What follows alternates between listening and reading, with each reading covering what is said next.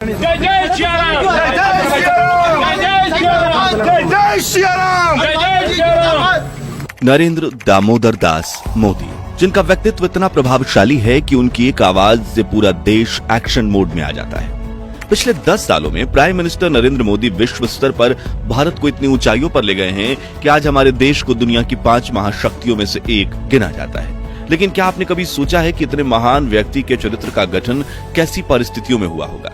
नरेंद्र मोदी और अमित शाह की मुलाकात कैसे हुई थी?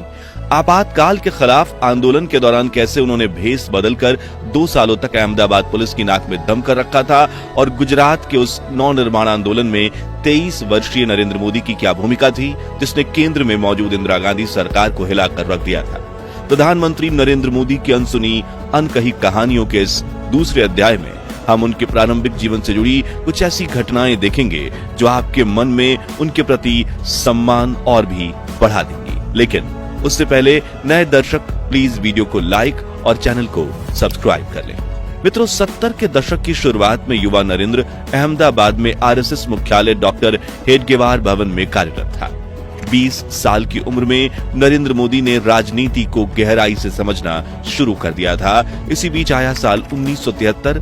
गुजरात की कांग्रेस सरकार ने मेस बिल यानी कि हॉस्टल में खाने की कीमतों में 20% की बढ़ोतरी कर दी, जिसके खिलाफ 20 दिसंबर 1973 के दिन अहमदाबाद के एलडी इंजीनियरिंग कॉलेज के छात्रों ने आंदोलन छेड़ दिया। 23 वर्षीय नरेंद्र ने भी इस हड़ताल में बढ़ चढ़ कर हिस्सा लिया। देखते ही देखते ये चिंगारी गुजरात में गरीबी, महंगाई, भ्रष्टाचार, कालाबाजारी और आर्थिक संकट के विरुद्ध ऐतिहासिक नवनिर्माण आंदोलन के रूप में भड़क गई। गुजरात के पढ़े लिखे युवाओं ने सरकार के भ्रष्टाचार के खिलाफ आंदोलन में जान फूंक दी। हर तरफ यही नारा गूंज रहा था, अगर सच कहना बगावत है तो समझो हम बागी हैं। जयप्रकाश नारायण जिंदाबाद, संपूर्ण क्रांति जिंदाबाद। राज्य के कई हिस्सों में पुलिस ने आंदोलनकारियों पर लाठीचार्ज भी किया और अनगिनत अरेस्ट भी किए गए। लेकिन 25 जनवरी 1974 के दिन गुजरात के स्टेट वाइड स्ट्राइक हो गई। नरेंद्र मोदी ने अहमदाबाद के कुछ इलाकों में चिमन भाई पटेल की सरकार के खिलाफ मोर्चे का नेतृत्व किया।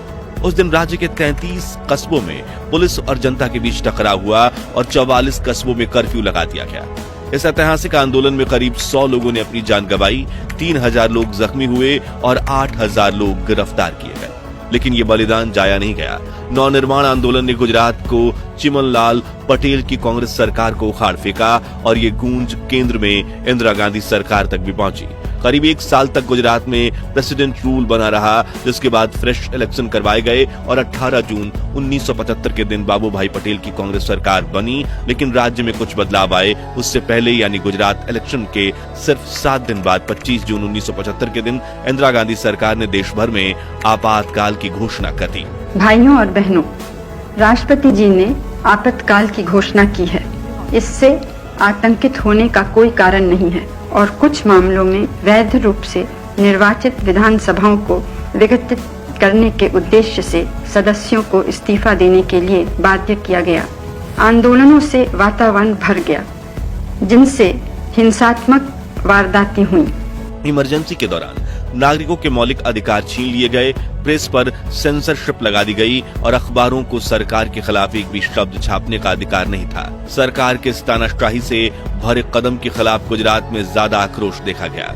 विपक्ष के बड़े नेताओं समेत सरकार ने करीब 1 लाख पॉलिटिकल ओपोनेंट्स को गिरफ्तार करवा दिया, जिसमें अटल बिहारी वाजपेयी और लाल कृष्ण आडवाणी जी का भी नाम शामिल था।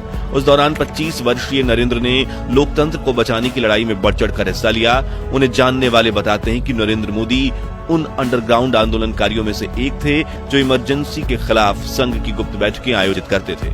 सरकार की सच्चाई को उजागर करने वाली पत्र पत्रिकाएं देश विदेश के लोगों तक पहुंचाते थे और आपातकाल का जमकर विरोध करते थे। अहमदाबाद की पुलिस नरेंद्र मोदी के पीछे पड़ी थी, लेकिन वो उनके कभी हाथ नहीं लगे, क्योंकि युवा नरेंद्र कभी साधु तो कभी सरदार का वेश धारण करके बाहर निकलते और हमेशा पुलिस की नजरों से बचकर अपना काम करते रहते। 21 मार्च 1977 केंद्र में मोरारजी देसाई की सरकार बनी और इमरजेंसी के इस काले दौर से आजाद होकर देशवासियों ने फिर खुली हवा में सांस ली। आपातकाल के दौरान आरएसएस के अहमदाबाद मुख्यालय का पूरा कामकाज संभालने के लिए नरेंद्र मोदी की खूब प्रशंसा की गई। अब वो विपक्ष के कई दिग्गज नेताओं की नजरों में आ गए थे, लेकिन अब भी काफी लंबा सफर बाकी था।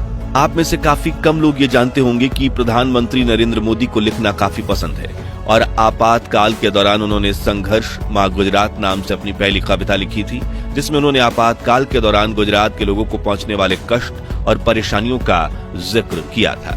इस किताब का लोकार्पण खुद गुजरात के मुख्यमंत्री बाबूभाई जसभाई पटेल ने किया। ये पुस्तक इतनी लोकप्रिय हुई कि इसका हिंदी अनुवाद आपातकाल में गुजरात में लॉन्च हुआ, जिसके देश भर में हजारों लोग पाठक बने। आपातकाल के खिलाफ आंदोलन में नरेंद्र मोदी की भूमिका को वकील साहब ने खूब सराहा।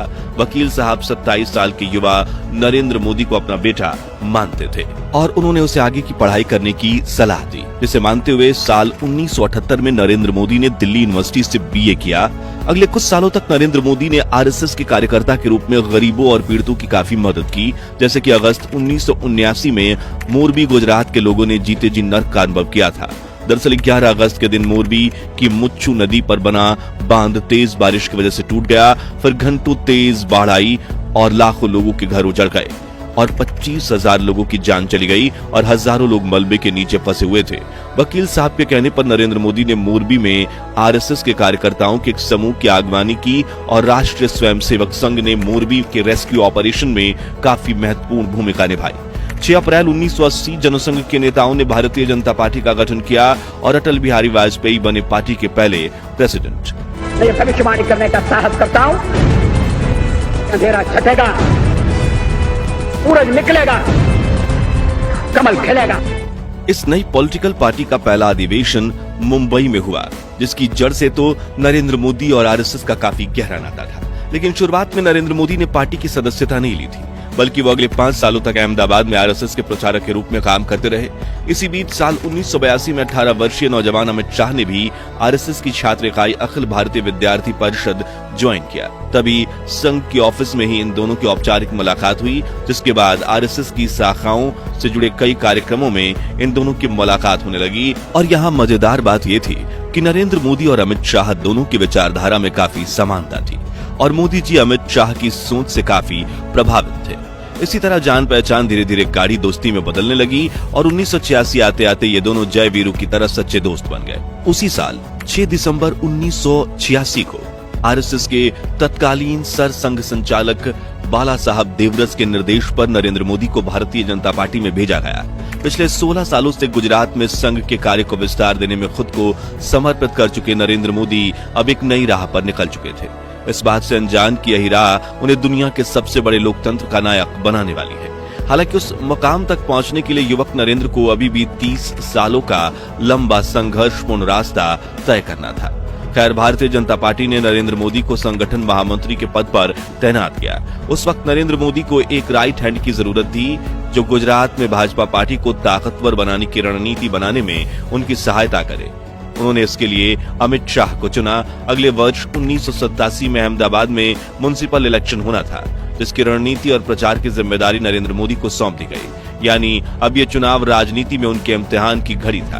तब मोदी जी ने गुजराती में बस हव्वे तो भाजपा, यानी बस अब भाजपा के स्लोगन के साथ प्रचार करना शुरू किया। वो इस इलेक्शन को लेकर इतने समर्पित हो गए थे कि मोदी और शाह की जोड़ी रोज स्कूटर पर सवार होकर रोजाना अहमदाबाद के हर गली नुक्कड़ के चक्कर काटती थी और दोनों देखते थे कि भाजपा उम्मीदवारों के पोस्टर वगैरह सही से लगे हुए हैं ना। इस नगर निगम चुनाव में भाजपा को बड़ी जीत मिली और नरेंद्र मोदी को गुजरात में भाजपा का संगठन मंत्री बना दिया गया। मित्रों, गुजरात को भाजपा का गढ़ माना जाता है और शुरुआती दौर में इस पार्टी को गुजरात की सत्ता में लाने से लेकर देश भर में लोकप्रियता दिलवाने तक नरेंद्र मोदी ने काफी महत्वपूर्ण भूमिका निभाई। गुजरात में बीजेपी की जड़ें मजबूत करने के लिए नरेंद्र मोदी ने यात्रा की रणनीति का सहारा लिया था। उन्होंने किसानों के मुद्दे को लेकर वर्ष 1987 में न्याय यात्रा निकाली। फिर आदिवासी लोगों को उनका हक दिलाने के लिए वर्ष 1988 में लोक शक्ति यात्रा की अगवानी की। और तो और सन 1990 में आयोजित हुई राम रथ यात्रा में भी नरेंद्र मोदी ने अहम भूमिका निभाई थी, जहां अयोध्या की पवित्र भूमि पर राम मंदिर के निर्माण की मांग के उद्देश्य से आडवाणी जी ने 12 सितंबर 1990 को ऐलान किया था कि मैं रथ यात्रा के जरिए 30 अक्टूबर के दिन अयोध्या पहुंचूंगा और 25 सितंबर 1990 से सोमनाथ से अयोध्या की रथ यात्रा शुरू होगी। उस दौरान नरेंद्र मोदी लाल कृष्ण आडवाणी के राइट हैंड बने। पूरे रथ यात्रा आंदोलन के कमान उन्होंने ही संभाली और 63 वर्षीय आडवाणी जी को कोई परेशानी ना हो इसका ध्यान रखते हुए वो खुद भी उनके साथ सोमनाथ से अयोध्या के सफर पर निकले थे। करीब 1 महीने बाद राम रथ यात्रा बिहार पहुंची, जहां 23 अक्टूबर की रात लाल कृष्ण आडवाणी समस्तीपुर के सर्किट हाउस में रुके थे। तभी बिहार में लालू प्रसाद यादव की सरकार ने तय किया कि वो आडवाणी जी को अयोध्या नहीं पहुंचने देंगे और रात के करीब 1:30 बजे आडवाणी जी को गिरफ्तार करने के लिए बिहार पुलिस सर्किट हाउस पहुंची। और 30 वर्ष पुरानी इस दुर्लभ फुटेज में आप देख सकते हैं कि मोदी जी लाल कृष्ण आडवाणी के बिल्कुल बगल में उनकी ढाल बनकर खड़े, जिसके अगले साल नरेंद्र मोदी वरिष्ठ नेता मुरली मनोहर जोशी द्वारा निकाली गई एकता यात्रा का भी हिस्सा बने। लेकिन इतने वरिष्ठ नेता नरेंद्र मोदी पर भरोसा सिर्फ 1987 के अहमदाबाद नगर निगम चुनाव में हुई जीत की वजह से नहीं दिखा रहे थे, बल्कि साल 1989 में बोफोर्स घोटाले में साये में लोकसभा चुनाव हुए। गुजरात में जनता दल के साथ मिलकर भाजपा ने चुनाव लड़ा और नरेंद्र मोदी को अपनी कुशलता दिखाने का एक और मौका मिला। उन्होंने खूब जोर शोर से पार्टी का प्रचार किया और गठबंधन के तहत गुजरात में जिन 12 सीटों पर भाजपा चुनाव लड़ रही थी, सभी सीटों पर पार्टी की जीत हुई और नरेंद्र मोदी का सिक्का और जम गया। अगले साल 1990 में गुजरात में विधानसभा चुनाव हुए, जिसमें जनता दल ने 70 सीटें जीती और भाजपा ने 67 सीटें जीती, जबकि कांग्रेस, जिसने पिछले चुनाव में 149 सीटों पर जीत हासिल की थी, उन्हें इस बार सिर्फ 33 सीटें मिली। भाजपा ने जनता दल के साथ मिलकर सरकार बनाई। हालांकि उस टर्म में कांग्रेस को गुजरात की गद्दी पर 1 साल और 25 दिनों तक अपने चीफ मिनिस्टर को बिठाने का मौका मिला था, लेकिन उस चुनाव के बाद गुजरात में कांग्रेस का पत्ता साफ हो गया और तब से लेकर आज तक गुजरात में कभी भी कांग्रेस की सरकार नहीं बन पाई।